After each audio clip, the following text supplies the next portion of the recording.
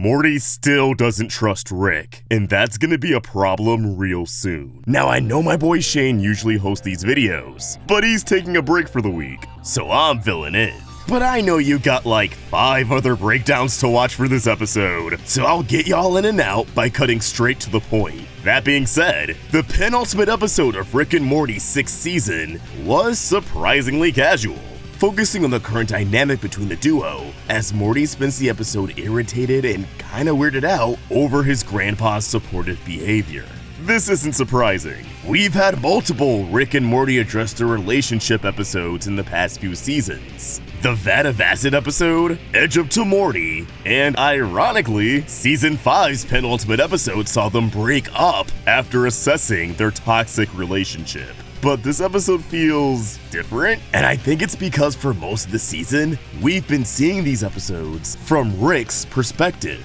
This time around is from Morty's perspective, and he's reading all of Rick's development as bullshit. Even though Rick and Morty have had plenty of interaction this season, this is the first true classic Rick and Morty adventure we've had. Most of the other episodes have the family heavily involved, and the characters are written more like an ensemble, like Community. And within those ensembles, Rick tends to be the focus. Not to mention, Morty doesn't see a lot of those crucial moments of development. So when starting this episode, the tone matches Morty's perspective of Rick, who starts out the episode being a cynical jackass until Morty makes it clear that he's over Rick. He doesn't seem to have that much respect for the guy anymore, and he doesn't value his opinions, doing the opposite of whatever he says. Worst of all, he finds Rick boring. God damn it, Morty, you took the sword? So boring. Oh, like you're not at this point, you drunk, cranky. It's funny, this is a reversal of how Rick treated Morty in the early seasons of the show.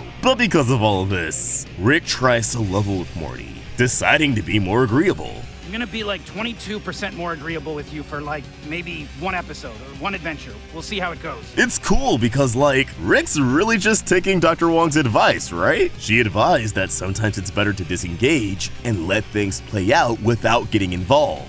Not reacting, that really is the kill move? But again, this episode is from Morty's perspective, who didn't see all of that. So there's a wholesomeness in Rick's voice that you obviously don't trust at first. But Rick never breaks. He's supportive through and through. It's a reverse Vat of Acid, where Morty is ready for Rick to be a gloating asshat, but that moment never comes. I think you crushed it. I mean, not just anybody can start Solar War 1. Stop supporting me! Can you really blame Morty though? We've seen Rick take Morty on adventures out of spite and pettiness. We've seen him give Morty cool sci-fi gadgets to teach him a lesson. But have we ever seen him give Morty the reins to do whatever he wants for a selfless reason? It's gonna feel out of character for Morty and the average viewer. But in reality, this season has knocked Rick down more times than I can count. And instead of having Rick try to get out of his problems by playing God and acting detached, this season has seen Rick solve his problems as a human and showing empathy.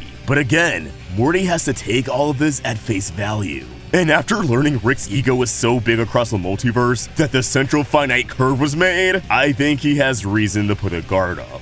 One adventure isn't enough to undo years of this back and forth, even in this episode. Once Rick finally intervened, Morty was fine with it only because he felt like he had no other way out. So how is all of this going to pay off? Well, the first promo for the next episode is vague, laying things off as just another Christmas episode. But I see what's really going on. Rick portaling in bearing gifts from the multiverse is a great setup for the characters to acknowledge how much change he's gone through over the season.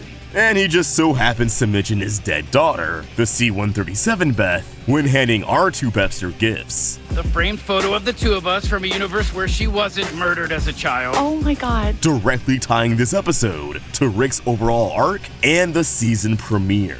You know where I'm going with this. This episode is going to be another bait and switch that could, emphasis on could, see the return of Rick Prime. But judging by the second promo, the inclusion of the imprisoned alien in the sci-fi environment is of course going to remind me of the Galactic Federation, yet the room Rick and Morty end up in is actually a location from the Old Man in the Seat, so who knows what's going on. Either way, I think Morty might end up in another situation, similar to the standoff in the Rick Shank Redemption, where his faith in his grandpa is put to the test. And, tragically, Morty might not side with Rick. My love for dark endings wants to say something crazy but cliche like Morty leaving with Rick Prime might happen as a big cliffhanger, but we'll see. It's easy for me to want to believe this would happen, and to say it's likely for hype. But this has truly been the most unpredictable season ever. But something's gotta happen. Given 2 promos for an episode is very rare for Rick and Morty, and the pieces are in place for an unforgettable finale. We'll just have to find out next Sunday. Let us know your thoughts around the new episode in the comments down below. Give us a follow at Roundtable Vids and at AllStrikeFox on socials, and we'll see you next time